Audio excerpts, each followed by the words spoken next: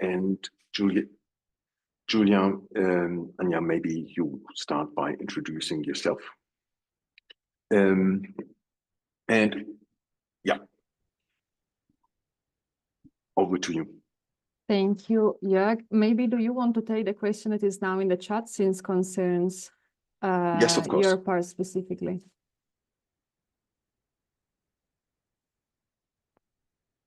So somebody asked if there's any chance for Albania to participate.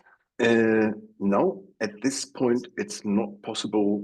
Well, you can attend these webinars, but you can't apply for services like advisory services or ratings.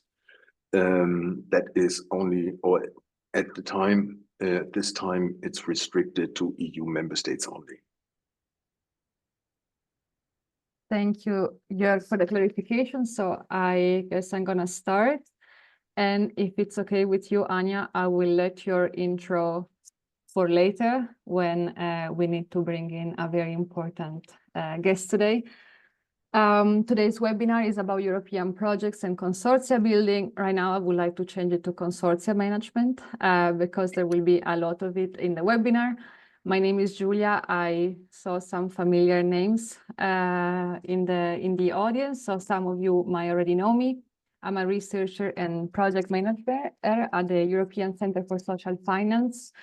And I thank Jörg, Joanna, and the EMN in general for giving me a chance to mix research and practice. It's always good to have the opportunity to present some of the research I've done and also make it more impactful by sharing it with people that hopefully can benefit from it. So the idea for today, I must say it's a packed session. The beginning is really meant for people who are less familiar with European projects. So some of you might find it a bit obvious or boring, but I thought it might be good so that we all start with a shared basis. I will talk about some specific programs that might be of relevance for microfinance providers. In the second part, I will look a bit at European projects with some critical lens, which is also good because that's how we can improve some of the pitfalls of these projects. The third part is really the core of the webinar, where I talk about the management of European projects. And specifically, I want to highlight one role, which is something we rarely talked about, but I think is one of the most significant to make collaboration successful. And you will have the chance of a one-on-one with a culture manager, Anya, and she will talk more about culture management in general later on in the webinar.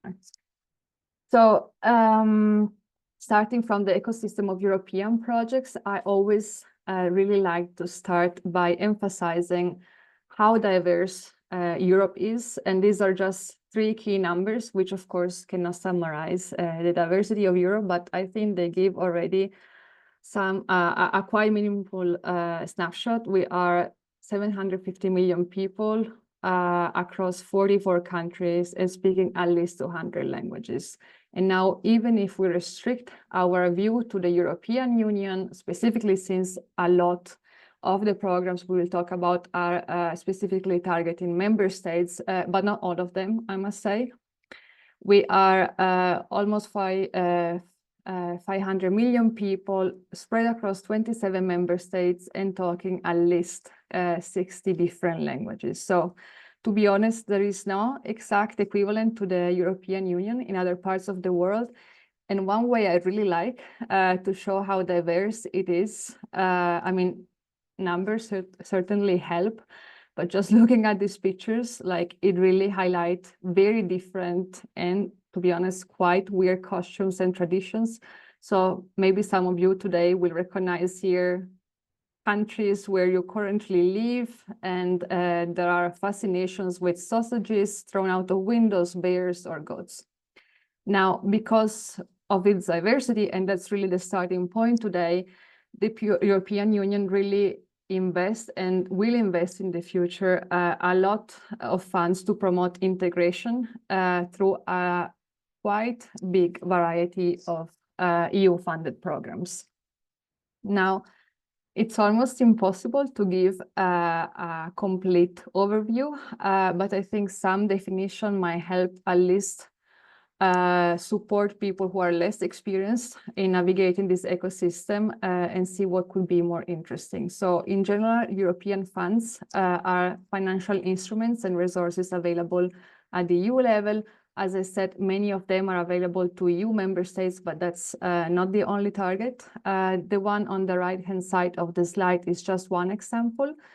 It is the European Structural and Investment Fund, which is divided in different subcategories and focus on different things, such as the European Regional Development Fund and the European Agriculture Fund for Rural Development. And this is just to name really the biggest slices of a 400 billion euros cake. So funds usually get distributed through grants or tenders, and the difference is that grants are financial support awarded to people, organizations, or institutions, and they usually require co-funding. All grants are non-profit funding opportunities.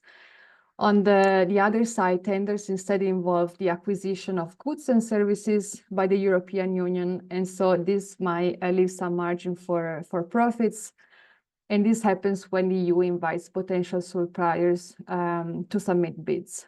So our discussion today is really going to focus on grants for the most part, and I would like to start it by highlighting some programs that could be of interest to microfinance providers.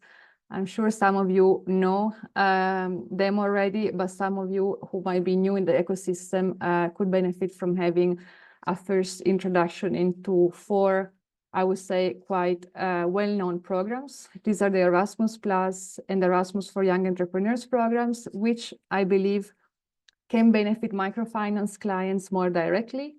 And then Horizon and Interreg Europe, which instead could be used by microfinance providers to improve their organizational capacity. So they have, I think, benefits for microfinance clients as well, but really it's more about building organizational capacities. Now, Erasmus Plus, it's, as I said, pretty well known in the EU. It is funded by the EU through the ESF, which, as we've seen in the previous slides, takes up about 20% of the European Structural and Investment Fund. Most of the actions funded under the Erasmus Plus umbrella require you to collaborate with a bunch of other organizations. We will then see they're called project partners, and we will see also what are the struggles to do to set up successful collaboration. So the fact that these are collaborative initiatives for the most part means that this type of funding can be used to build stronger links to education providers, NGOs, and business organizations, also outside of the microfinance world.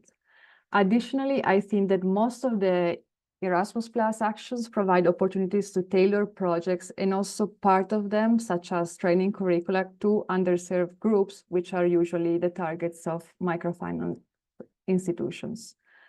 Now, besides Erasmus Plus, this is another program with a similar name. This is Erasmus for Young Entrepreneurs. I already talked a little bit about this in the other webinar I have hosted. So this might not be new, but for those of you who do not know it, this is an international business exchange program designed for entrepreneurs. So there are aspiring entrepreneurs, this is how they're called, and new entrepreneurs can submit an applications which includes their CV and a business plan to spend some time abroad, hosted by an experienced entrepreneur. So this presents a quite interesting opportunity for microfinance providers, and I'm sure you can see how you could actually couple microfinance loans with a business exchange, which would also not only benefit the entrepreneur, but also make both the microfinance loans and the business exchange more attractive. Also, the program funds business development services, such as business plan writing, which could be very useful for microloan recipients. So this is something I really encourage you to look at. The next 2 programs, I must say they are more ambitious, so I wouldn't recommend to start here if you're new to the European projects ecosystem. The first one I want to mention is Horizon Europe. It's quite different from the other two I just described. This is the European Union main funding program for research and innovation, and therefore has a very strong focus on developing new solutions. So for microfinance providers, this could be an opportunity to create and pilot something new when it comes to your services, and also partner up with really leading research institutions across Europe. As I said, I wouldn't start here because this is an extremely competitive program, and I would usually, it's very difficult as a newcomer to be putting up a competitive application if you have less experience in this ecosystem. The last program I thought could be interesting for and relevant for microfinance providers is Interreg Europe, which is funded by the European Regional Development Fund, which takes up about the biggest chunk of the ESIF. And really the aim is to stimulate cooperation about European regions, not necessarily European countries. So in this sense, Interreg could be useful to share best practices or even learn from regions that are implementing successful solutions in the microfinance sector. Also, Interreg projects usually require organization and to cooperate with public institutions. And this could be a chance to collaborate with public stakeholders and strengthen the regional microfinance ecosystem. Again, this is probably nothing very appealing for newcomers because as for Horizon Europe, Interreg is quite competitive.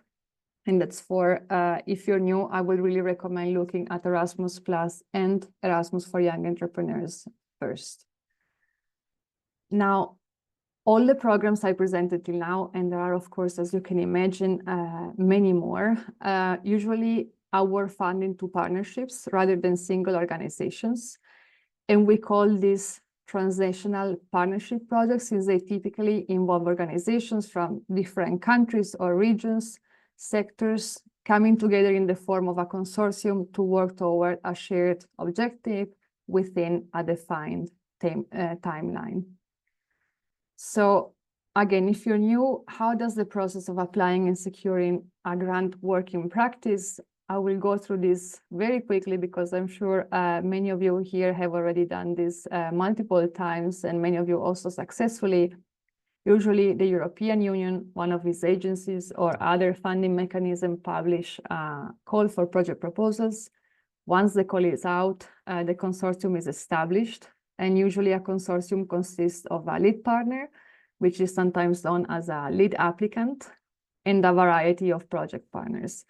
It is difficult to say what is the right number of project partners because it really depends. I would say on average, it would be something between 3 and 15, depending on the funding available, how complex the project is, and of course, also the requirements that are specified in the call for proposals. So the next step is usually to put together a competitive project proposals, which is a document outlining the project idea. And for this, the European Union, but also basically any other funding mechanism has standard templates that, of course, facilitate then the assessment of these applications. When the submission process is done, then you will have to wait months, sometimes even more, to see if your project is selected. And then if this is the case, you can start with implementation. So already at the proposal writing stage, there are some specific roles within the consortium that emerge. This is kind of a schematic way to represent what I think the usual roles in a partnership are. I would argue that in virtually any consortium, you will find a project designer and project managers. So the project designer is the one who basically crafted the project idea. Usually this person also built the consortium or part of it. takes lead in writing and submitting the proposal, and basically takes care kind of everything before the project becomes a reality. Sometimes the role of the project manager also becomes important. This is only when, of course, projects are funded. And these two roles sometimes overlap, especially when the project designer drafts and submit a proposal with the ambition of then becoming one of the project managers within the consortium. This is not always the case, because there are sometimes project designers who have no intention to participate in the project because, let's say, this is their vocation. They do the project writing, but they don't do the project management. And that's why the roles can be sometimes very different. In general, I would argue that besides a project designer and the project managers in a consortium, you will have a project partner, which is usually known as the lead partner or lead applicant, which is responsible for coordinating the project activities, and usually takes on the managerial and administrative tasks that come with a project. This role is performed by an individual, the project coordinator, and sometimes this person is also tasked with the very heavy and difficult responsibility to establish and sustain collaboration throughout the project. And that's why the role of a culture manager, which we will introduce later in the webinar, sometimes overlaps with the one of a project coordinator. So the culture manager, as I said, and we will argue for a split of these roles later on, is responsible for building and sustaining the successful collaboration by understanding what binds the group together and also acting on this understanding. And finally, the last of the roles I consider necessary in virtually any consortium is the one of an impact manager, who oversees the process of measuring and assessing the impact of the project, but also really kind of builds capacity among the project partners to do this on their own, even after the project is done. So this is a very schematic table where I wasn't able to put in all the roles, but I put the ones that are definitely more common and existing in any project, the one of the project designers and project managers. And these, I would say, and I would argue, are the essential skills. Of course, you could argue there are many more, but these, I would say, are the ones that come to mind first. And for the rest of this webinar, I'm going to focus on activities closely related to interpersonal skills. So we are first going to talk about consortia building and networking, which you see on the left-hand side of the slide. And then later on, we will look at collaboration and consortia management. So project designers and managers usually acquire the knowledge of building a consortium through self-learning, which sounds weird when we think how complicated it is. But what they do is that they usually look at their trustworthy informal networks that they have established through really long-term experience within this ecosystem, and identify organizations and people possessing the necessary expertise and resources to contribute to the project. By starting the search for partners from within their networks, they are basically skipping a very cumbersome step, which is evaluating the members' track record, reputation, and commitment, because they have already collaborated with them in the past. So it makes sense. Once they have an initial draft for a consortium, then they would use a few key rules of thumb. I have written some here on the slide to assess whether the consortium they thought of is competitive enough for a project application. Now, because many project designers and managers build consortia through existing networks, one may argue if the whole European projects ecosystem has become somehow very exclusive.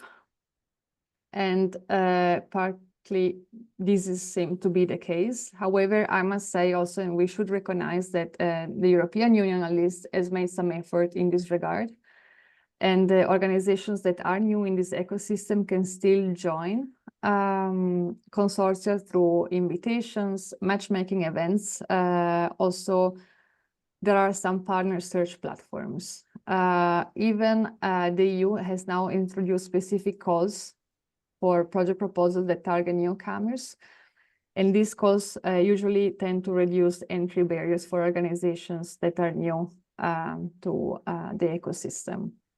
So the calls usually grant lower amounts, they allow for shorter project durations, and really also simplify the administrative requirements that are necessary for participating in such an endeavor. Jörg, you have a question? No, I just wanted to draw your attention to the chat box, because there we have two questions from Oh, I'm Ellie. sorry. I don't know why I'm... No. That's why you have me. Okay, can you read them? Yeah. The first question is, project designers are the lead partners? Depends. The project designer can be the lead partner if the person who designed the project also will be involved in the project once the project starts, and if the project designer is employed or collaborates with the organization that has been appointed as lead partner.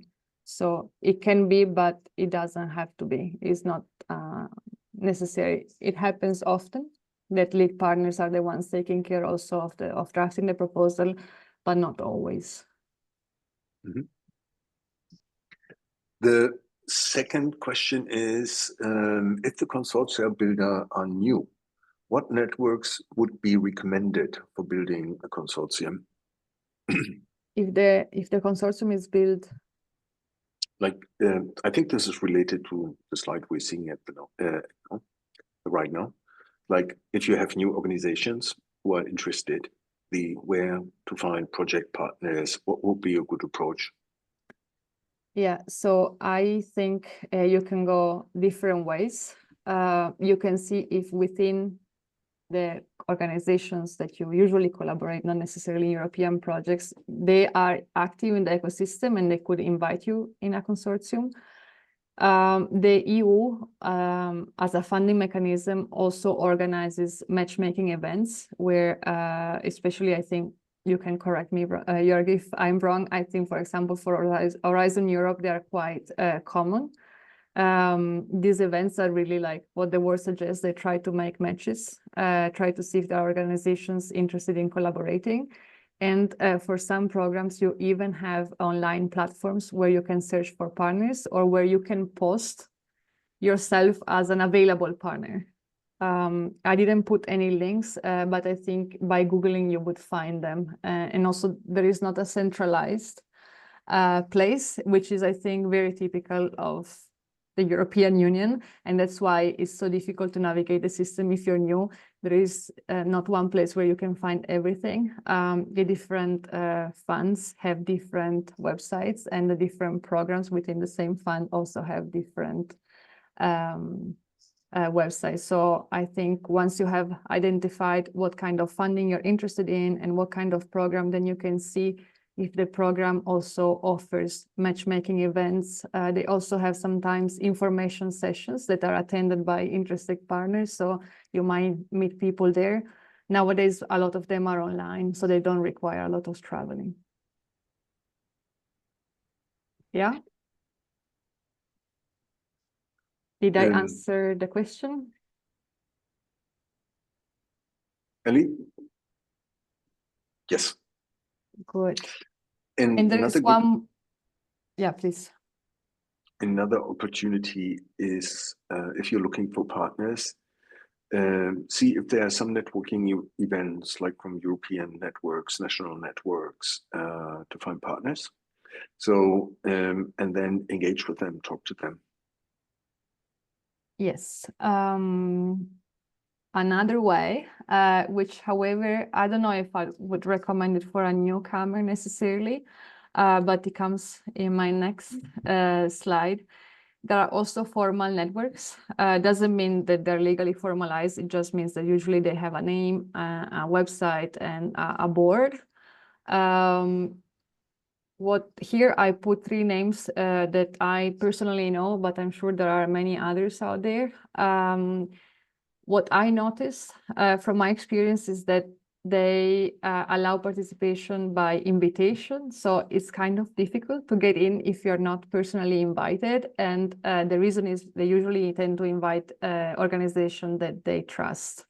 And that's why normally they're not just open to everybody. What they do is that they facilitate and support collaboration among organizations that are seeking funding. But that's what I'm saying, like usually they're kind of closed in that sense because of this invitation procedure that they follow. I don't know if it's like this for all of them, but the 3 I have in my slides definitely work like that. What they also do, they meet once a year in person, and in this, let's say, in-person meeting, they also kind of pitch projects ideas, and in such a setting, then potential partners are able to raise their hand and say, well, I would be interested in collaborating on something like this. My only doubt here, I personally see this as something that comes later on, once you have already been navigating the system for a while. And I also would argue this is a way to maximize funding opportunities and streamline processes a little bit. But I think if I was new, I would kind of follow what Jörg said. I would try to see if there are events available. And really, I do have the feeling there is now an effort from the European Union to welcome newcomers. And there are also events or even specific calls that target newcomers. Here in the slide, I put the example of the small scale partnerships, which only welcomes newcomers. So maybe starting from something like this would also make it easier for somebody new. Is there another question? Or, yeah. Okay, no, there is no other question right now. I see my chat and I also learn how to see it while I'm talking. So if there are no questions related to this part, I'm gonna take a critical look both at networks and especially formal networks. The reason is that there has been in the past, let's say, years, an excessive use of specific programs by specific organizations. And there has been also actions from the European Union side to counteract such a behavior, right? One of these is to welcome newcomers. The others is to limit participation. So this is just one example. And for example, the European Commission has asked some Erasmus Plus national agencies that manage the Erasmus Plus program to carry out special audits where they assess the operational performance as an additional step when assessing the application. And they look at specific thresholds values regarding the number of applications submitted by project partners. So your project might be rejected if this is one actually a real example from the German National Agency when it comes to Erasmus Plus Key Action 2, where they really put very hard thresholds on the number of applications that are allowed per project partners. And if they see that you are kind of going beyond the thresholds, then the application would be rejected, which also means you're jeopardizing a bit the application for, not a bit, you are jeopardizing the application for all of the partners involved. So as a newcomer, I think now would also be a good time to join the ecosystem, because there has been a lot of backlash from the European Union side on organizations that were just submitting too many applications, and they are sometimes known as project factories. So this is definitely a critical point of formal networks, I would say. Now, this actually brings me to talking a bit more critically about European projects, especially because you can imagine that a high number of applications from the side of an individual organization can really lead to making quality compromises. And as I said, this brings me to the next part of the webinar, which focuses on both the benefits, but especially the pitfalls of European projects. And well, what I wanted to show here was that I like to think of European projects as having much in common with the regional challenge. Maybe this is counterintuitive, but I do think the commonalities are clear. They're very complex and challenging to design and implement. We partly already talked about how difficult it is to set up a partnership and to write a project proposal. They gain temporary popularity, capturing attention and generating enthusiasm for actually a limited amount of time. And also, even though we all kind of agree that they have a positive impact, their effects are actually quite uncertain and very difficult to measure. So in the next slides, we are going to look at the project's temporality and also the uncertain effects that European projects have. Now, when we look at temporality, there are, of course, some advantages coming out of it because there is a time limit. It means also there are really clearly defined objectives and results already at the proposal stage. There is a timeline that cannot be exceeded, and also the agreement among the partners on the results and the timeline has already been reached at the proposal stage, so there is no need to rediscuss this. However, the fact that the projects are temporary can also sometimes impact the quality. For example, some projects partners might focus on beneficiaries that are easier to reach so that they can achieve their KPIs within the project's timeline. And this might let them overlook populations that might be more in need of the services they provide through the project, but they're just too difficult to reach and they will not manage to do it within the project timeline. It can also push project partners to develop what I call economies of scale, because they might want to use standardized approaches across multiple projects, especially if they're managing more than one project, which is often the case. Then, of course, the incentive will be much lower to develop something new every time you have a new project, but you might want to reuse instruments and tools that you have already there to make sure you reach the KPIs on time. Additionally, there is something I like to call novelty bias, by which project partners prioritize and shift organizational resources towards newer projects. And this is also why having too many projects is not always a good idea, because you might neglect the ones that you're already running in spite of the, you might neglect the ones you're already running and kind of prioritize the new ones. However, the novelty bias will catch up with you and you will then not be able to guarantee a high level of quality across projects. Now, another thing I'm actually very passionate about are the ethics of European projects, because it doesn't matter who you ask to, they will always say that their projects are having the best effects on their target groups. However, if you dig deeper and ask what are exactly these effects, that's when the trouble starts. The first problem I see is that it is very difficult to assess the effects beyond the project's duration, because the funding stops, so there is no incentive, and also there are no resources anymore to continue assessment. Also, if we look from the funder's perspective, usually they do run assessments, but these are at the program level. So you will never know the exact effects of a specific projects, but you will have a very long and complex report on the general effects of a whole program.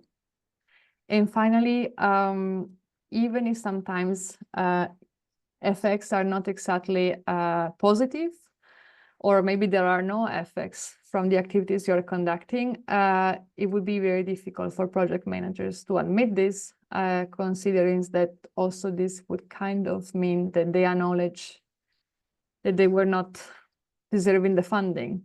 So I think there we also have a problem of transparency, and it's very difficult to incentivize a project manager to acknowledge failure if then the same project manager will have to apply for funding maybe within the same program again a couple of years later.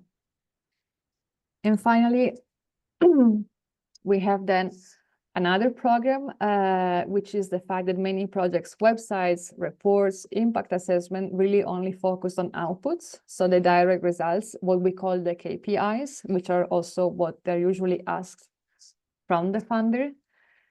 And this basically doesn't tell us anything about the broader effects on the participants that our project was serving, or even more rarely, the impact that the project had. And finally, very related to this, but also I would say to the microfinance sector, there is almost no consideration about additionality. I'm sure most of you here coming from the microfinance sector would be familiar with the word additionality, which basically, if we apply this concept to European projects, we're basically asking if the effects achieved through funding are additional to what would have happened anyways. And I think that here the problem is that besides that nobody really is asking this question, even if we do, most of the ones who do try to engage with additionality, they still focus on what I would call first order additionality. So the direct effects of funding. Are these services additional to what the organization would have done anyways? And instead, there is absolutely no consideration about what I call second order additionality, which are the knowledge sharing and spillovers among project partners, because these are collaborative initiatives. And I think if we will look at that, then the aim of a project would be to gain a collaborative advantage. And the collaborative advantage part is really what I'm going to talk about for the rest of the webinar. How do we get there, and what does it mean exactly? But to sum up this part, I hope you see like it's complex enough to have both positive and negative sides. Of course, from the positive side, you have the reliance on networks and hopefully the achievement of collaborative advantage. From the negative side, you have time limits to what you can achieve, and also effects that are really quite uncertain at the moment, at least when we look at the broader scope of European projects. Now, I see something else in the chat. I'm going to read the question out loud. Are there any AI-based tools that could easily identify, accessing, managing, and measuring impact of projects, especially for newcomers? Okay, so I think it's a good but a very difficult question, and I would split it in three things. Like, are there AI tools that would facilitate the accessing the ecosystem, managing European projects, and measuring impact? I think these are really three very different things. So to the best of my knowledge, I'm not aware of a tool that would do all of this. If some know about this tool, you should tell me, because I would like to love it. I would like to use it. When it comes to accessing, as I said, there are internet-based platforms. So I don't know if they are AI-based, but you would find internet tools to access networks. When it comes to the management, this I am familiar and unfamiliar with. I know that there are management tools, like AI tools for managing projects in general. And there are also a couple of companies, at least, for example, in Germany, they offer specific AI tools for the management of European projects. I haven't tried them myself, but I collaborate with one of them on webinars also. I haven't tried the tool myself, so it's difficult for me to say if it really adds anything, but they exist. I could put their name in the chat later on after the webinar if you're interested, and maybe there are others I'm not aware of. I will, okay. And instead, for measuring impact, I think this is more of a researcher question. Can AI help me with data collection analysis, which is at the core of impact measurement? Yes, definitely. I think you will still need to set up a system yourself. I will not talk about this in the webinar, but I can also mention one of the main tools, and I'm sure there are AI solutions there that could help you build an impact management system. I think the first tool that you would probably need to start with is a theory of change. And although I tend to do them manually, I'm sure there are tools that will help you to set them up also in other ways. So I can add some links after I finish talking, maybe when Anya takes over. Yeah, so the next part of this webinar deals with the difficult task of managing a European project. So here we are really assuming we went through the whole challenge of putting together a consortium, finding the right people, submitting the application on time, and getting the funding. So that's kind of when the real problems start. At the legal level, their relationships and governance of a transnational partnership projects are regulated by binding legal contracts. These are the most common. There are others, but I think for the sake of simplicity and for people who are maybe new, what you would probably need to know about is what a consortium agreement is. This outlines the rights, responsibilities, and obligations of the consortium members. Then you would have a grant agreement, which is a contract between the funding mechanism, like the European Union, the European Commission, and the grants recipients. And then in some cases, you will have subcontracting agreements when project partners involve subcontractors to supply specific services. So these contracts are useful to know the rights and duties within a consortium, but they don't guarantee a successful collaboration. You can see this as a marriage contract, like you can get married and this is actually an economic contract, but this doesn't mean that your marriage will be successful just because you signed that. So I think the analogy here stands. So if instead of just having a project, you're interested in having a successful collaboration, then it's important to know what it is. And for me, I would call a successful collaboration the one where partners see an opportunity for collaborative advantage and try to achieve outcomes that no single organization could accomplish alone. And that's why I think here, knowledge sharing and spillovers effect among partners are really important. And that's why probably the key in this is how good the relationships between the partners are. Again, we go back to the marriage certificate, but that's actually very similar. And a lot of the research we've done, it's partly based on some marriage counseling practices. I'm transparent to say. So this, well, during my PhD, it took me 5 years, but my colleagues and I have studied European projects and talked to more than 40 European project designers and managers in depth multiple times. So we developed a strategy that leads to successful collaborations, and also we have tested it. So I will show you some of the results later. But basically what we noticed is that collaborations were characterized by very critical moments, which we have called turning points. And these turning points are the ones that influence the relationships within the partners in a consortium. We find out there are like 3 types of turning points. We call them nudges, pushes, and shoves. The difference is that in nudges, the turning points happen because expectations were met or even exceeded, and there is no tension. In the pushes, instead, it's when expectations are not met. That's what caused the turning point to happen, and tension is at the maximum level. And then we have shoves, which are important because it's when a mistake happened, expectations were unmet, but there's no way to fix them, and the consequences are felt throughout the consortium. Tensions is not at a high level anymore, but it's in the past.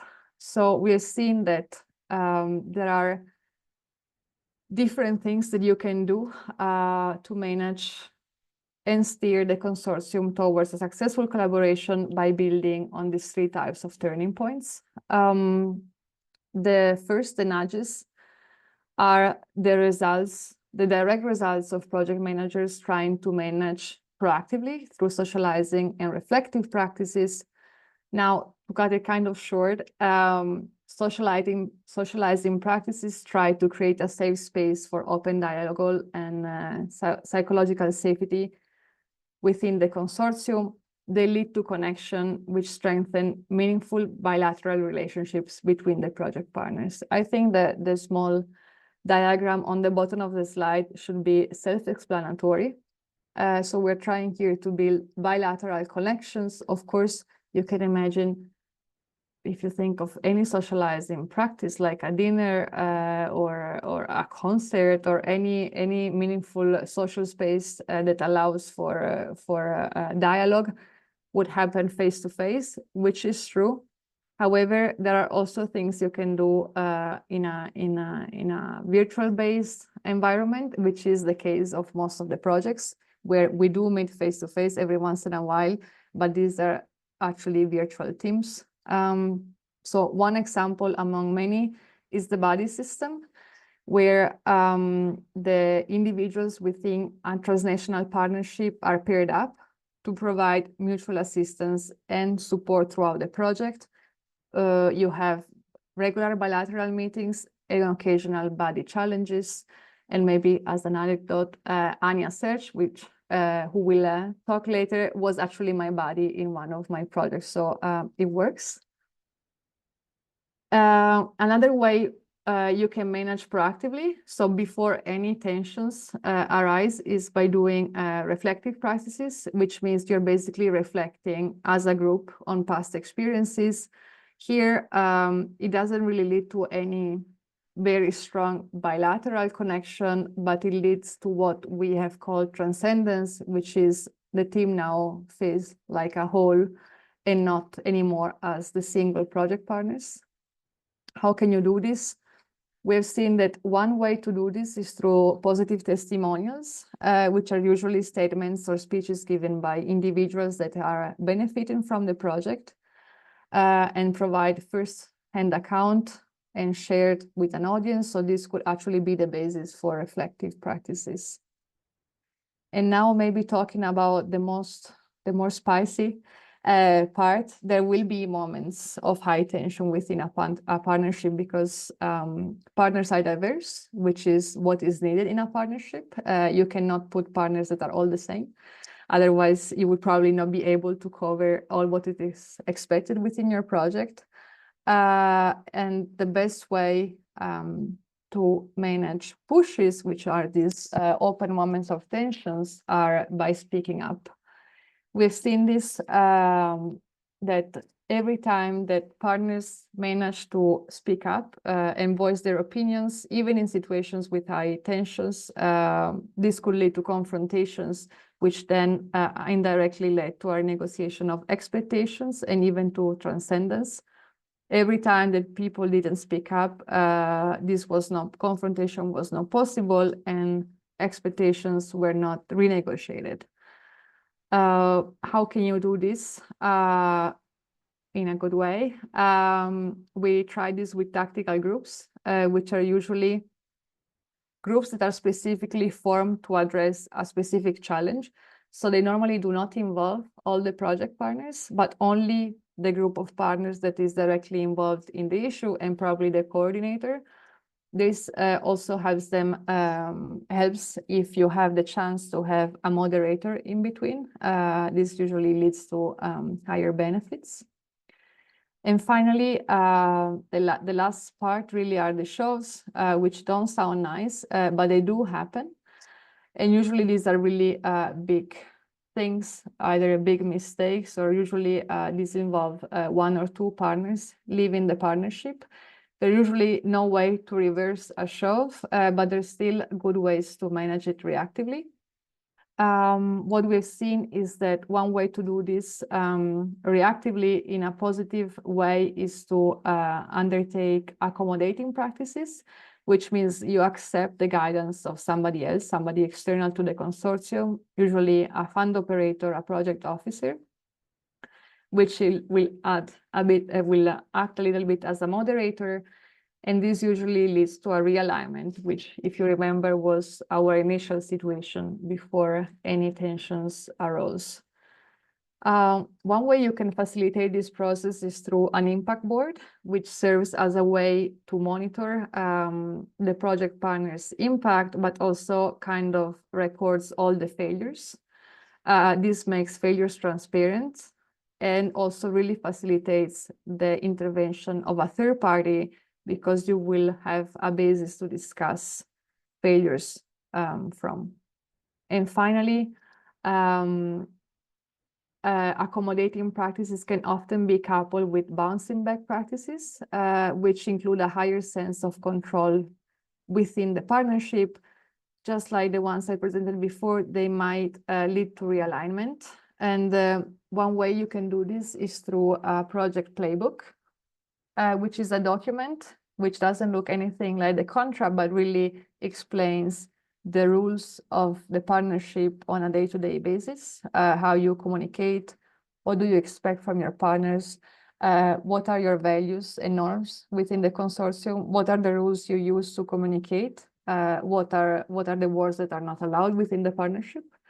If you have a project playbook, it's a good start. However, what is important is that you're open to updating it throughout the project, because only this way you can bounce back from an adversity.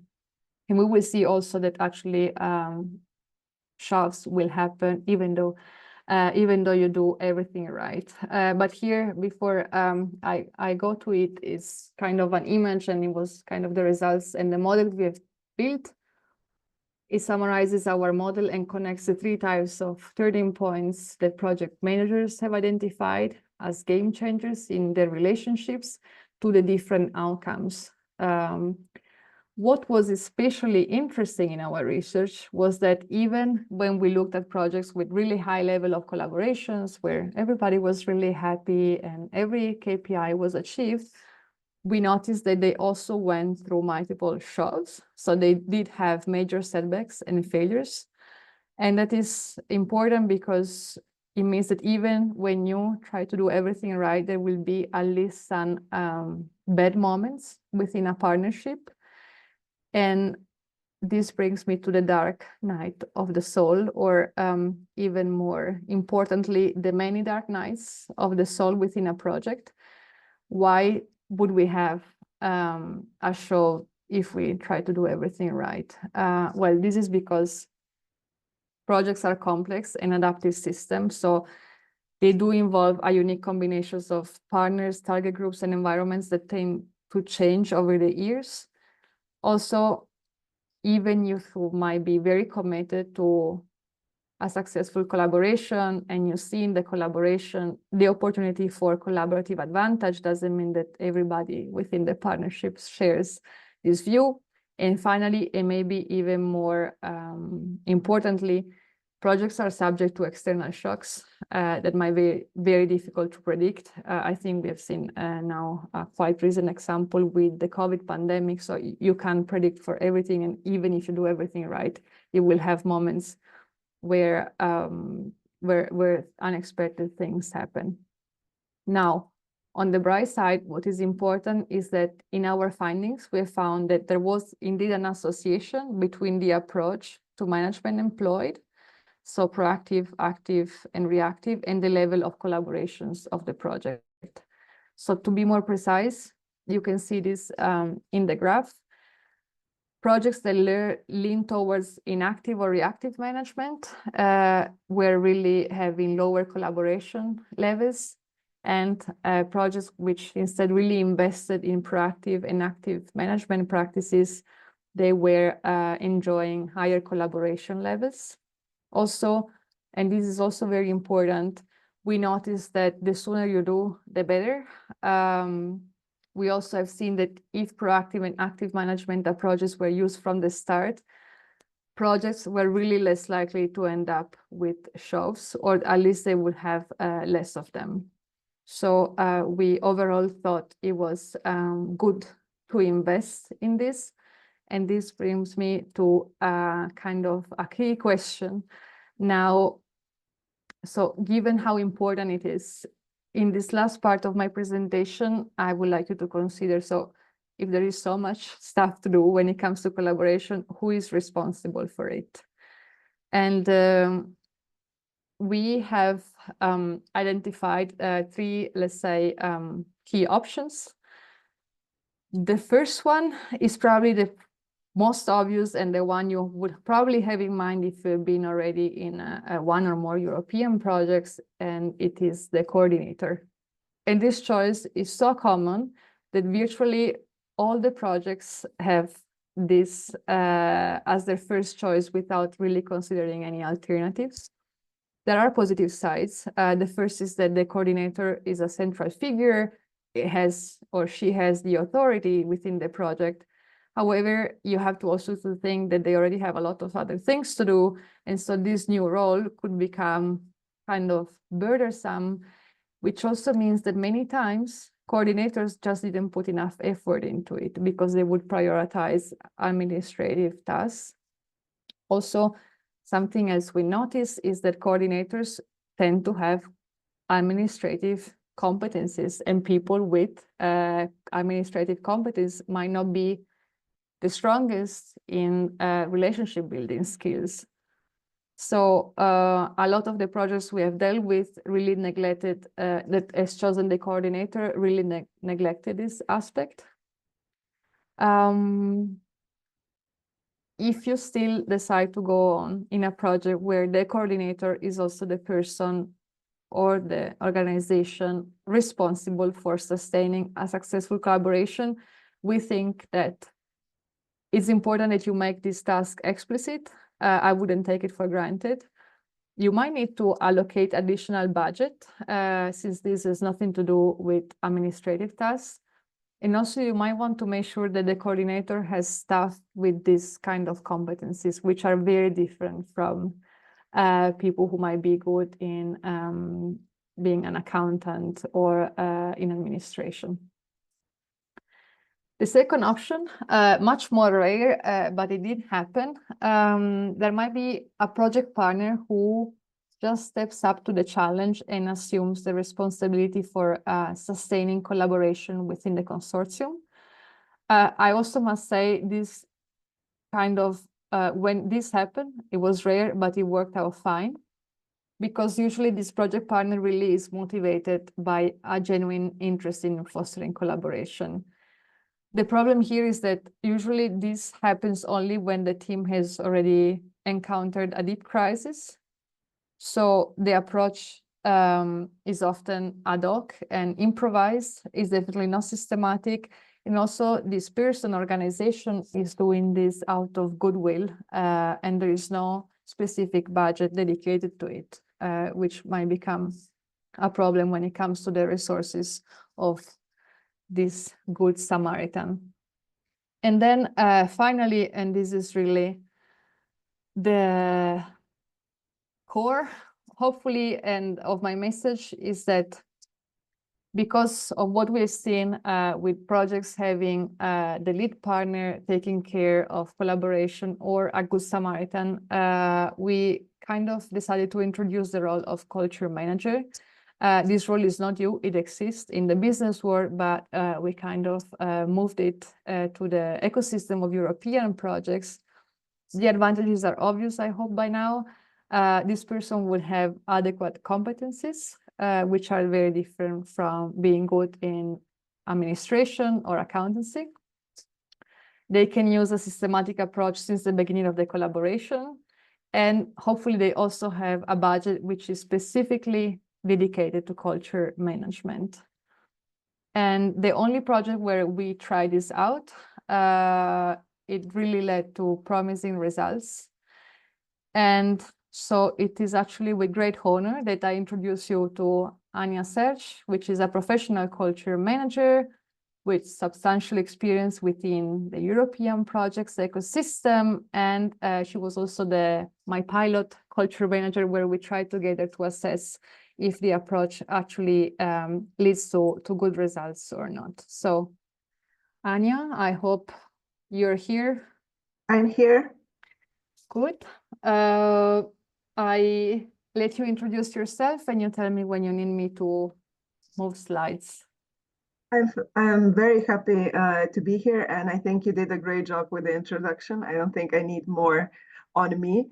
I like the term that I'm now a professional culture manager. I used to be like, when I was self-describing myself or trying to find my identity, I would always say before the Stay On project that I was a community manager, but then everyone was a community manager, and we really wanted to bring focus on culture management, culture being the essence of communities. So this is where the story of our collaboration with Julia begins.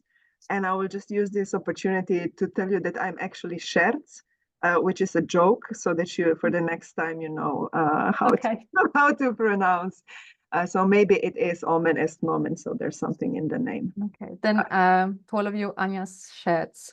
Scherz. So you can move the slide. Now, Julia has been talking excessively actually about why relationships matter. And I just wanted to bring you into this conversation because all of you have been in situations of a project. Like, it can be a project that you did at school with your schoolmates, where you were building parachutes, I don't know, or you were in a complex horizon project. But I just want to for you to think for a second, what would be the name, the word you would use to describe good relationships in a project, like in a project that went well? And what would be the word that you would use to describe relationships in a project that didn't go well? And the names of like good or bad relationships, I wouldn't actually like to hear, but I would love to hear more explicit, like more concrete words. And you can share it and turn on your camera and share it with us, or just put it in the chat. So it's relationships in a good project and relationships in a bad project.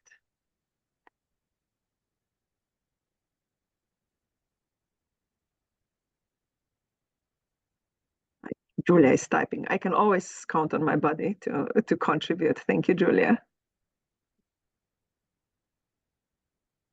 Good, mutual friends, all equal level. Yes. So this is the relationships that were like that, the way that you would describe relationships in a project that went well. But what about the one that didn't go so well? I would also add open. Okay. Not well. It's kind of the opposite. So it would be unequal level. Okay. Mutual. Definitely no friends and close.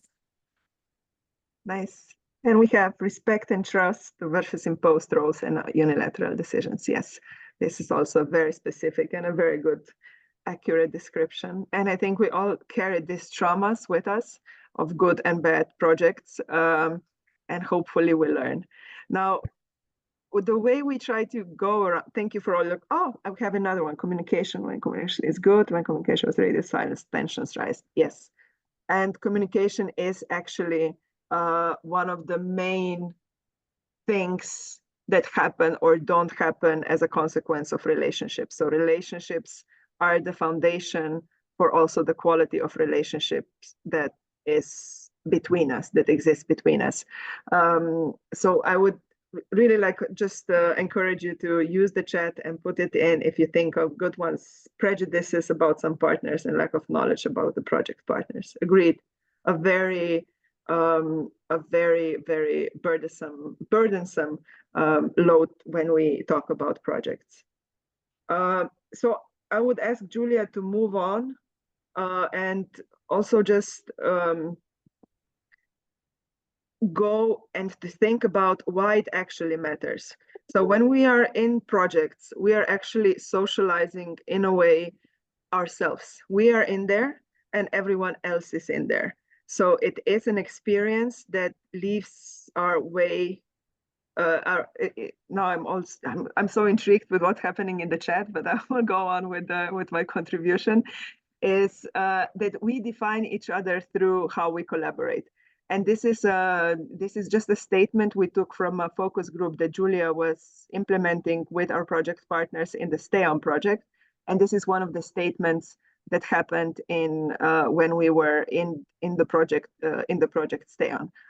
Why I took it as an example of a good case for good relationship is because it's not to brag about how well we were in the Stay On project, but it's actually just a reminder of the consequences. And I think that would be in the, Julia, would that be in the second order consequences of projects? Additionality, yeah. Second order additionality is like the way we socialize ourselves through the projects and how we prepare for a common shared reality, and that it is actually a great responsibility to manage relationships in a good way, even though they are just temporal. They are never just temporal. They are our reality. We live in a world that is direct, like in Europe, we lived in a reality in a way defined by projects, because they are one of the greatest sources of funding of, in a way, a common European development. So the focus on relationships is very real, even though it's just a temporal entity, because it's never just temporal. So I'm very happy for this person that they will go out of this project and they will be marked by a kind communication patterns with a really good level of collaboration. And this is also the output of the project that we wanted to, with Julia, bring attention to. So we didn't just want to talk about the outputs and the impact of the actions that the implementing partners were having, but actually also talk about what kind of impacts are we producing with the partnerships that we are having. So to the next slide, why this is more important now than ever. This is actually not our, I use this one, also a highly recommended book, still only in Slovene, I think, but will come out in English, is by a colleague, also a PhD, Gregor Cerinšek. So he was exploring the life of European projects through an anthropological perspective.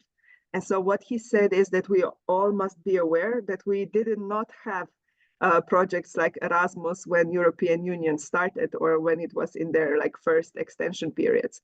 So if we talk about the year 1984, 1987, this is the value era one, as he describes it. We were just talking about bringing people together, actually, physically. We were still living at this is the first half of the 80s. We are still living in very different realities in our little countries. So it was just a matter of bringing us together, so that in the value era too, we could start actually to start thinking together about what outputs do we want to achieve, not me as Anya from Slovenia, but me as Anya from being a citizen of Europe. And now in the value era 3, which is where I also think and believe that the culture aspect becomes even more relevant, is that we are starting to get together to solve common issues of common concern. And this is where the focus on environment and social issues start to come in the forefront.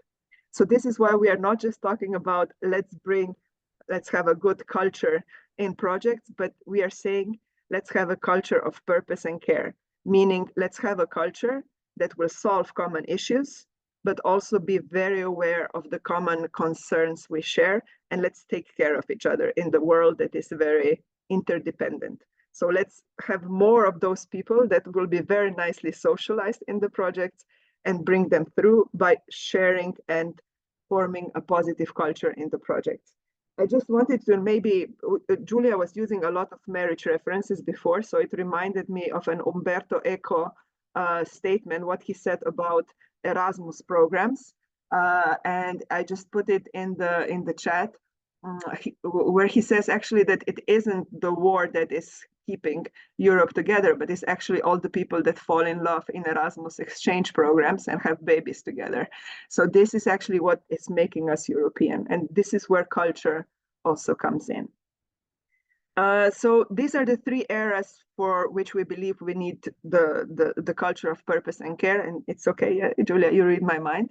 So it's the second is what defines the projects that I would say require a good culture manager is our understanding that if we have a shared purpose, when we are together, then we collaborate in a more motivated way.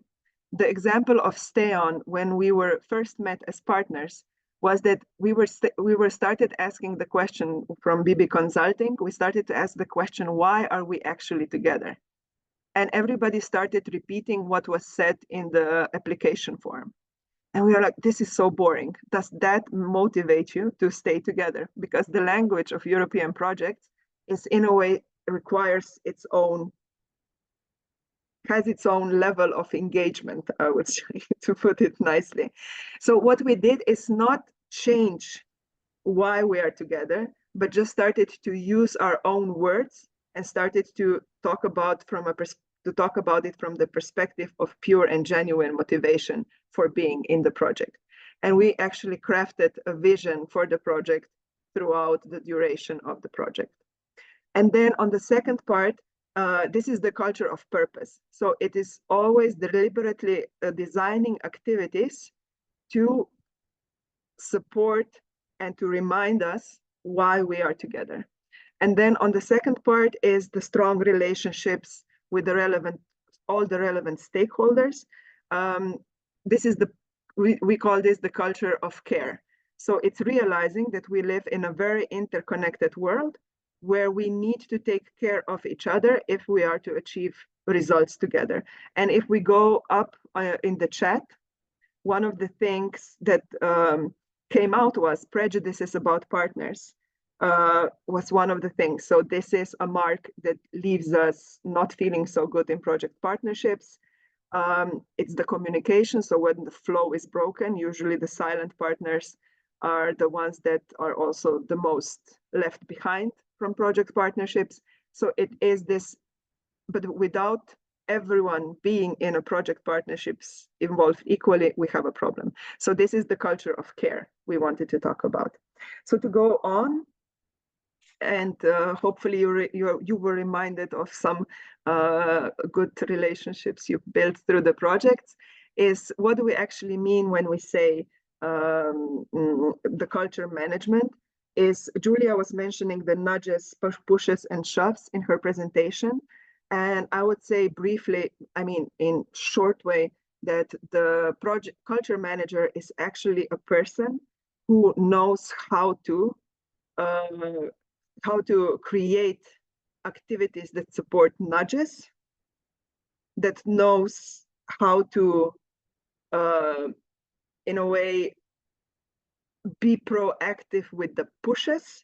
So it has the skills to be in a way, a pusher, and the shover, and who also knows how to mitigate consequentially the pushes. Yes. I always get confused. The pushes and shoves also still get me a bit confused, but this is the general role. But what the project culture manager is not just someone, and this is where I would just really like to to bring it to the attention, it's not someone that is just nice to be around, but who can actually build activities and put them in the project architecture. So if we are talking about body system that, for example, Julia was mentioning, is just someone who knows how to master that, how to design that, and then also take care of it. And I'll come later on in the presentation to talk a bit more about that. But in this culture management part, it's just very, very important that why we believe we need to talk extra about this role is because the complexity of the projects has become so vast in a way. So there are so many partners involved now in the projects. It requires transdisciplinary. Most of the projects require that you collaborate from someone either outside of your country or outside of your industry or outside of your discipline. And so this is where we need to start finding more common ground, and project culture is that part. So project culture should be the glue for bringing these different parts together, so that we are not throwing sausages on one side and tomatoes on the other side at each other, but actually that we know how to break bread, for example, to use the food analogy, because I'm getting really hungry now. So this is why we put it like that. And because of this need, our organization, BB Consulting, has been doing excessive work, a lot of work on building competence frameworks. So after the end of this project, we thought about, let's build a competence framework for the culture manager. And this is like 3 pillars of skills that we believe a good culture manager should have. One is community building skills. So you need to be able to bring people together. And this is the list of skills that that person should have. The next is leadership skills. To actively manage pushes, shoves, and nudges, you need to be a person that is willing to assume a leadership position. I mean, to have the leadership skills to do it, and then the project management skills. So it's not, so in ideal situation, you would have all 3 pillars present in your profile, or you should be checking all these 3 pillars if you're looking for a person that would manage, do the culture management in your program. So what we did with this is, you still remember probably when we had chief innovation officers, or when we had technical directors. So when the need arises, a new competence framework gets born. And so we thought, why not build the first culture management competence framework where people can actually start and look at it and have a framework to build from.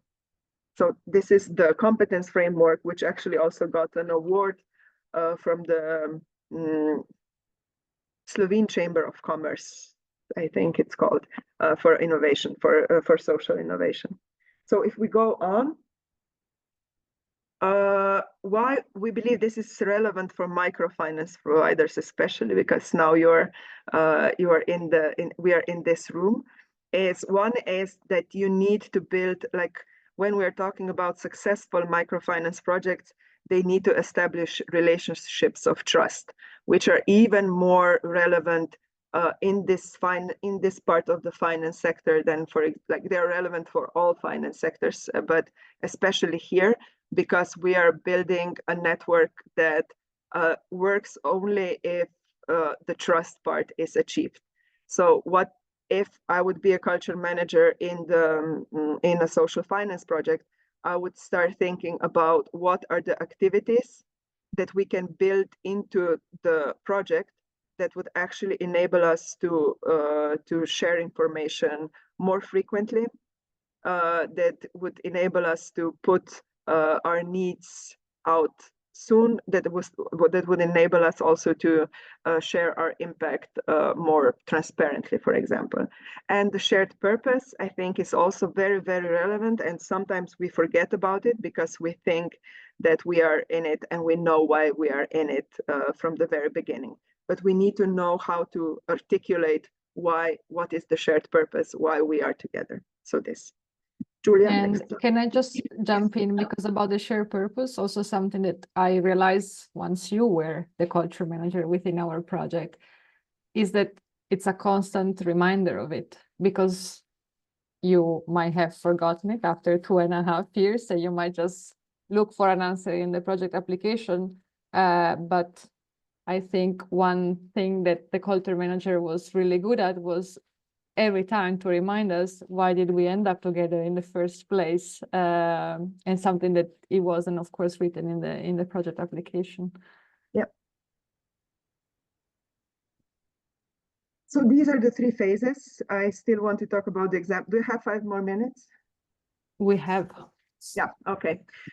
So this is like the just in a way a process of how we got to it and how we do it. And it's a very like similar process than any other. Is first you plan, is just to see what is your, to identify your culture. And by culture here, what we did practically is we wanted to see what are the values that are connecting the partners and what is the ideal vision for the project they have. So we started with this step to put it more concretely. And then we put it down in the project playbook. So it was a constant reminder, this is what we said while we are together, and this is what also binds us together as values. So let's build activities that support it. So this is the activation part, is build things that support it. And here, one of the things was, which I think stayed throughout the project, was we appreciate good food and wine. So this was one of the values, like why we are, like what brought us together. And so for every project meeting, all the partners also did their best.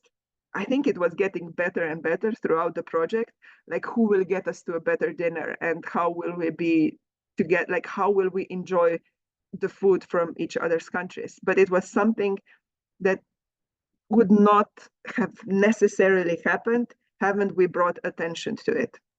So it was Or this. it would happen, but it would not be reflected upon, which is what happens because we all have our project dinners and you go there and you eat and then you take the flight the next morning, you go back. But this is what I think the culture manager does better. Like it helps you reflect on the meaning of such activities. And also, and I forgot to mention this in my presentation, I'm sorry to steal the second here. By codifying such a system, you also prevent a huge drawback of European project, which is the high turnover. Like even if the organizations stay, the partners, like the individuals within the partnership might either leave the organization, get pregnant, like in our case, it was 40% turnover because of pregnancies. But by the fact that everything is codified, and it also makes the onboarding of the new person so much easier than if nothing was written, if we didn't have a project playbook, the new person would have a buddy. So doesn't have to worry about, you know, trying to read the project proposal again, because the buddy will navigate this person and help this person navigate the project, not anymore as a newcomer, but like as a welcoming environment. I'm sorry, I let you talk. Thank you very much. This is the activation part. I love it. So we try this, and then it's just also about feeling. Like the project manager, the culture manager needs to be always alert to the soft parts of the project. And that does happen in projects, and it's not something that is uncommon, but it is, as Julia was saying, a lot of times on the Good Samaritan. So it can happen or it just doesn't. And in the projects where it just doesn't, we have problems. So codifying it is, we have a question. Is it recognized? Is it a recognized role in the? We would like it to be. It's still not a recognized role. What we did was, and we would encourage everyone actually, like since this experience and since Julia made the research. I think what we did also, I tried to calculate how much it costs. So I didn't want to bore you with this part in the webinar, but there are of course costs associated, like Anya was partly a bit expensive, or at least she no, like I'm kidding, like just the fact that somebody plans and puts so much effort and in setting up such a system throughout the whole project duration cannot be for free. Because otherwise then you have the problem that we were talking about, people tend not to do it. So right now it was very difficult to put down a number. I did try to come up with a percentage, but I just, and I think it was about something about 5% of the project budget. I have this written in the book, but I think it's impossible to generalize at such a level. And also what counts in culture management and what doesn't. But I mean, I also didn't answer the question anymore. No, it's not officially recognized. I think part of the reason behind this webinar, the reason behind my book, behind Anya's and BB Consulting book is to make the European Commission or even the EU recognize the need for it. So for this, we need more people like you that ask these questions. And I think it's also, Yorgos, hi. It's also a good question on the how to claim the role. I think if when I'm talking to people who are applying for projects, is also just saying that this is one of the way to mitigate risks of the because everyone is aware of the risks of people leaving project partnerships, or of also the costs associated with building new partnerships on the same topic. So it would actually be, what I say is that it could go under the category of risk mitigation in a way, and then also claim a budget for that. What we did here was knowledge transfer and relationship building, I think was the official name of our role in this partnership. So we did it under this part, because everyone constantly complains that they are not getting paid for the soft work they are doing. And I think this is something that can happen and can have also a role, like a parallel. We can draw a parallel with the HR department in in companies, where always the CEOs are praised for the results, but rarely the HR department. But if you put the HR department in a strategic role, then and put them at the seat at the table, then I think it will start to also justify the budgets as well. So if more people start putting them on this role. Good to see you, Jorgos. There is So this also is this very good question. How do you justify it? Like, because we did write a proposal where we put this role, and also we dedicated a full work package on it with associated budget. It worked out fine in that case. The proposal was selected. I don't know if it was out of luck or out of goodwill or out of curiosity, what will happen. What I don't agree with in Jorgos' question is Jorgos says, I think the question is good. However, I think the assumption is wrong, because Jorgos says it is a prerequisite in the call and also part of the evaluation criteria that the project partners know how to work together efficiently. I have the feeling in all the proposals I have submitted in my life that when you have to describe the partners, you actually really look at the individual experience of the individual organization and the persons and the people associated with it, and how many degrees they have and how much experience they have and what exactly they know. But I never have to justify how this will work together. Like, I had the feeling that the evaluation, when the funding mechanisms evaluate consortia, it is done on the individual. The evaluation is based on the individual organization rather than on the collage. Yeah.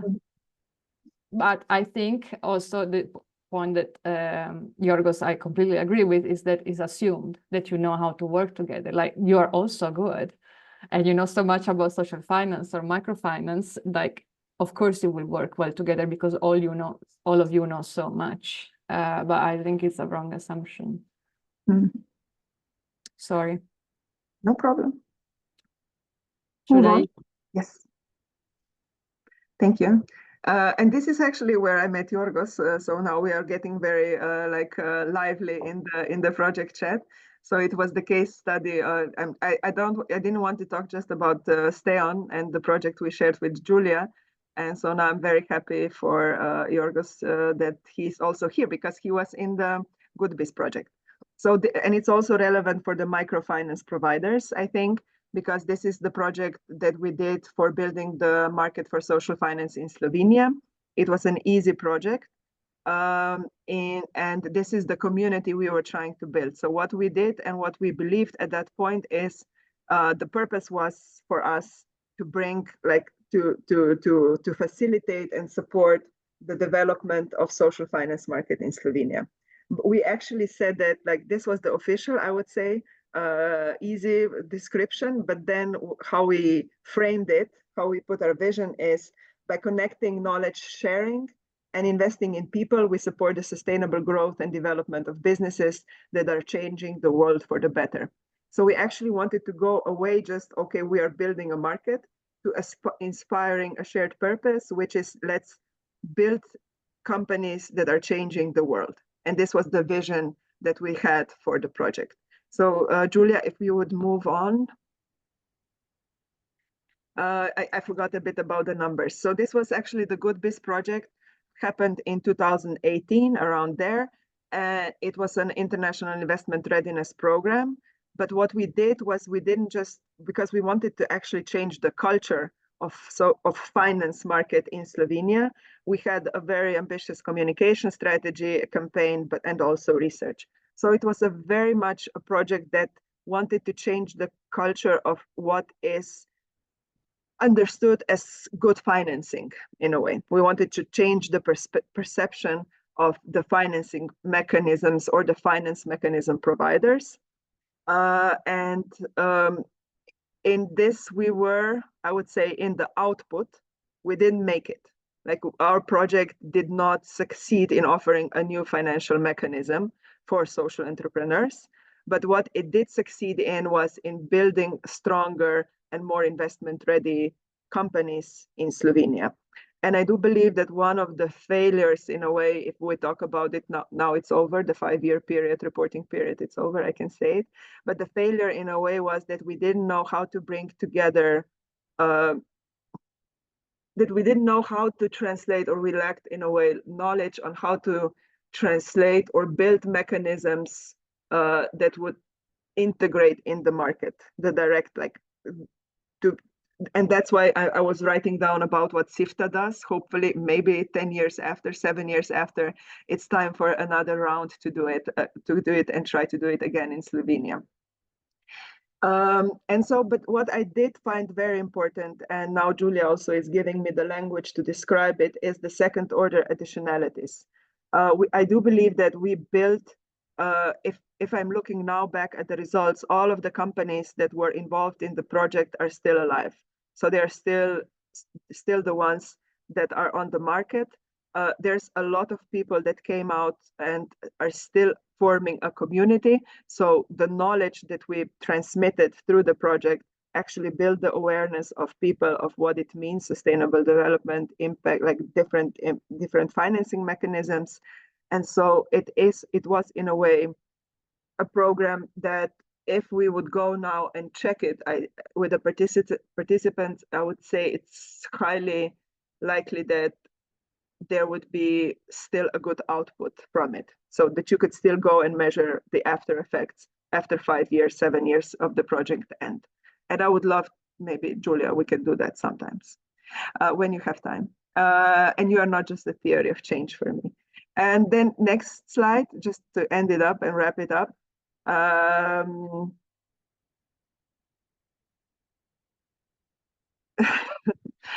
So the next one was the culture reflection and the lessons learned that I'm now reflecting on through also the publication that we did with the Community Shapers Playbook, is that with all the good intentions of purpose and care inherent in purpose and care, we need to build system and processes that actually then create an actual system intervention. So we need to learn how to build new mechanisms, new processes that actually support our aspiration.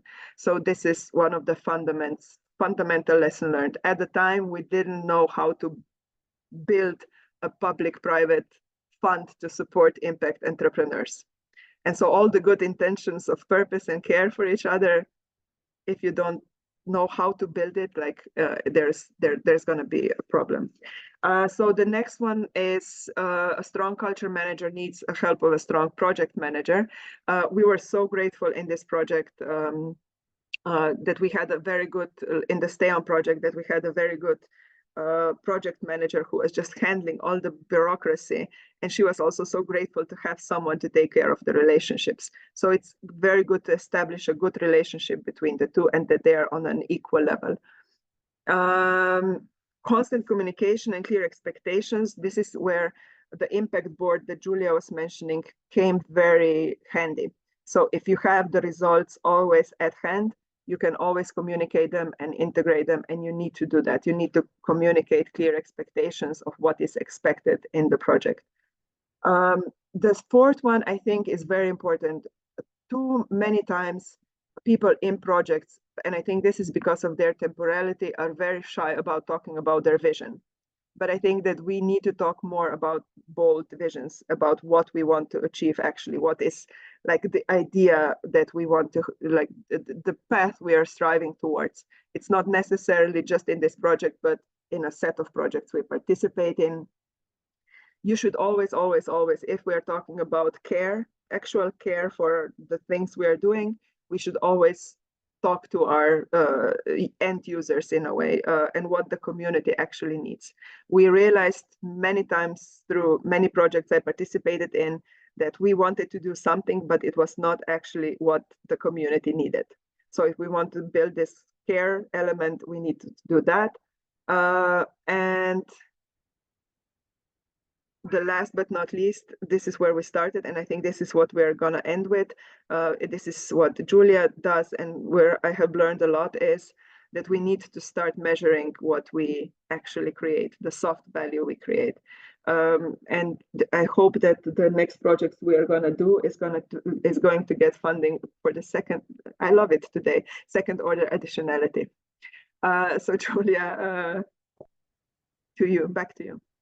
Yeah, I think, I mean, I haven't kept, yeah, it's been 1 hour and 40 minutes, and this is really the last slide. I just thought to use this webinar as a way, you know, like as a community, you know, staying true to the purpose. What can we do now that we have, with what we have shared? It would be great if you can not only maybe try and use some of the tools. I will put the links if you want to know more details about them, but also share them with your colleagues or even with your friends. You could consider more carefully who's going to be a culture manager in your next project. Doesn't mean that there will be a whole work package for it, but maybe being more explicit about who's responsible for this. Do they have the right skills? Do they have the time? And in general, for microfinance organizations, working on culture pays off. And this kind of comes from a very long discussion I had once with Anya, where I was arguing why all of this, if anyway, the project ends. Like why investing so much in the project playbook? Why all these buddy meetings? Why the missions? Why all of it? But I think it's good to think of it in the long run. And I think this statement is really great. You know, this person will carry on these lessons in her or his life in the next job that he or she will do. She will or he will communicate with the colleagues differently. And these are the spillovers effects. And I think they could be only beneficial for microfinance organizations. So with this, I close. I am happy to take any other questions. There is one question in the chat. Yeah, I'm going to read it like out loud. I have a conceptual question regarding the translation of job title of culture manager into EU project. How is it different from the role of the classic culture manager working in music, art, and institutions? Maybe I will leave it to Anya, since she's doing this outside of the European project ecosystem as well for many years. So I think you can provide a better answer. I think it's a language thing, hopefully. I would say to use the manager role, I would say it was the manager in music, arts, and institutions. So it's the manager of something, like in an industry, so manager in arts. And culture manager is just managing culture as a concept. It's not necessarily the best term. I mean, it's not necessarily the final one, but we take suggestions, because there was also very long discussions about if culture manager that I was initially opposed to was the right term, but then Anya really convinced me. But I still stick with the culture manager, because I think we need to start talking about culture, and that's why just naming it also gives us a chance to talk about what it means to each and every one of us. So I would leave it here, but I just wouldn't want it to be mistaken for like a manager in arts, because we would say in Slovene language, we would say that you are a manager in arts or manager in music, but is it an established term, culture manager, for someone that does the things that Rob you described? Because I'm that not in didn't this, so I know. don't know. But it's a We'll good check point. it out. Yeah, we'll check. But that would be my answer, is that yeah, maybe it's linguistic and I didn't like pay attention to it. Well, it's a good point. We can Yeah. look into it. Mhm, yeah, I will look into it. Thank you, Julia and Anya. If there are any other questions from the room, I would take the advantage to In the collect. meanwhile, I'm gonna put the links I was asked to in the chat before we leave.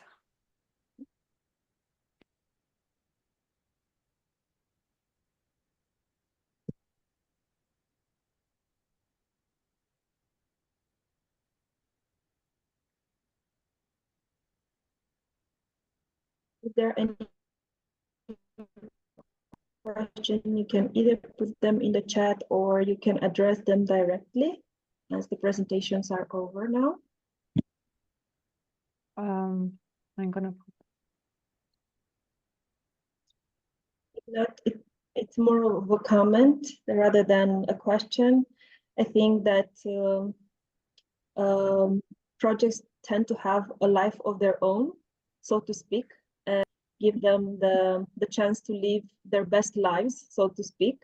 And I guess this is what happens, right? When we talk about culture or a manager of the culture of the project. Project culture. Yeah. The discussion around the naming. Now I'm looking for the book. Just. Okay. Um,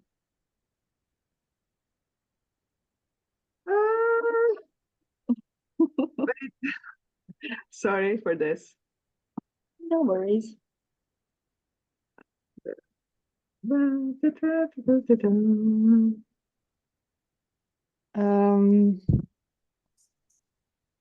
Jörg left, right? Yeah. Jörg, yes, he left.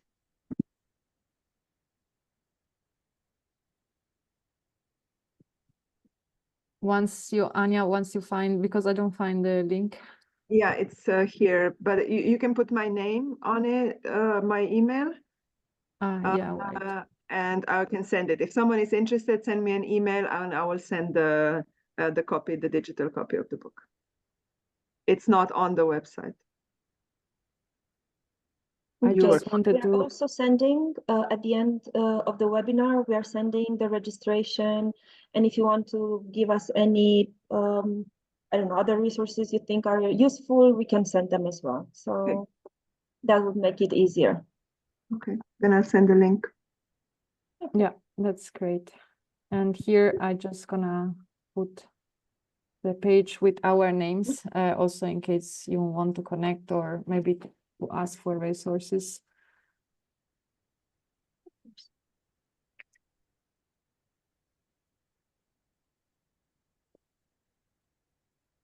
Otherwise, Joanna, I will let you. Yes, thank you again for a very insightful and very rich presentation. And it's really nice to really see on the experience how projects really turn and the consortiums really turn to their better life, so to speak. And thank you everyone for being here. Thank you, Julia. Thank you, Anya. See you soon. And thanks to everybody for webinar. listening in and for very good and relevant questions. Thank you. Thank you.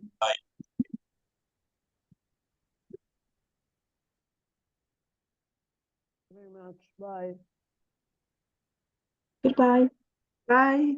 Bye.